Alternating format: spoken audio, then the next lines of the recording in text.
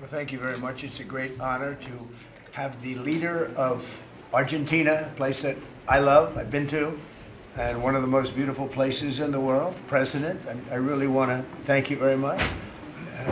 He's MAGA all the way. It's Make Argentina Great Again. I heard about him when he was campaigning, and even before his campaign. He's a great economist, and he was saying a lot of very correct things, and he was very much in a conservative mode. And I heard all about you as you were running and even before you were running, because as a tremendously talented economist, you were getting a lot of good write-ups, and I appreciated that. But he was Make Argentina Great Again. It worked. I actually sent him some hats for his early part of the campaign, and then he called me. He wanted a lot more, and I said, "When does it stop? When will it stop?" And it stopped with him winning, and he's become very popular, and he's on the verge of a breakthrough. I think he's really on the verge of tremendous economic success, and I know that Scott Bessent is helping, and our great Scott is doing a job, and he feels very strongly about it. And Scott, do you want to say just a couple of words about that, please? Yes, sir. The president is fighting 100 years of bad economic history and policy, and is both presidents. Both. We're fighting bad. I thought he was talking about the U.S. president when he said. And there's a midterm election coming up. We think he's going to do quite well, and then continue his reform agenda. Mr. President, as you said, President Obama had a big opportunity during his term, which he wasted. Many governments in Latin America went center-right, and the U.S. ignored them. We are not going to ignore our allies. It is economic strength. We're using our economic strength to create peace, just as you've done all over the world.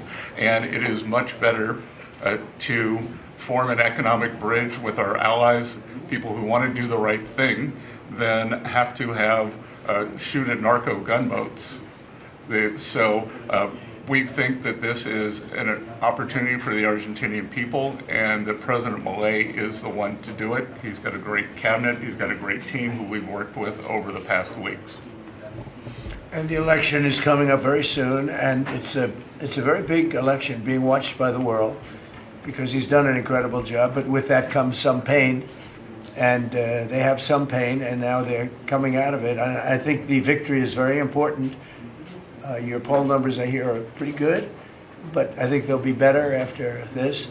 And, you know, our approvals are somewhat subject to who wins the election, because if a socialist, or in the case of New York City, a communist wins, you feel a lot differently about making an investment. I think, Scott, you'd feel that if somebody that had no chance, in other words, if somebody wins and has no chance of ever having a great economy because of that philosophy, you would put a halt to what we're doing.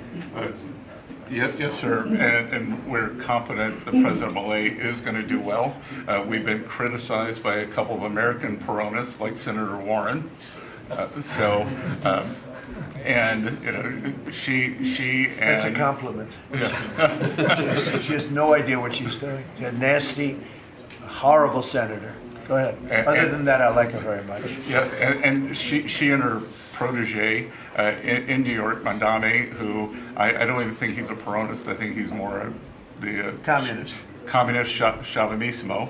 So we stand with the president and what he stands for, and the hope for the Argentinian people.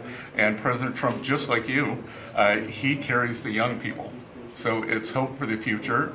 The Argentines have made the decision to shake off 100 years of bad policy. They went from one of the richest countries in the world to a ton of debt.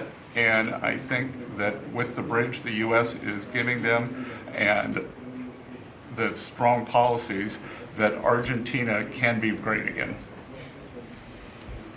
Thank you very much. Please, go ahead, please. Muchísimas gracias por esta recepción.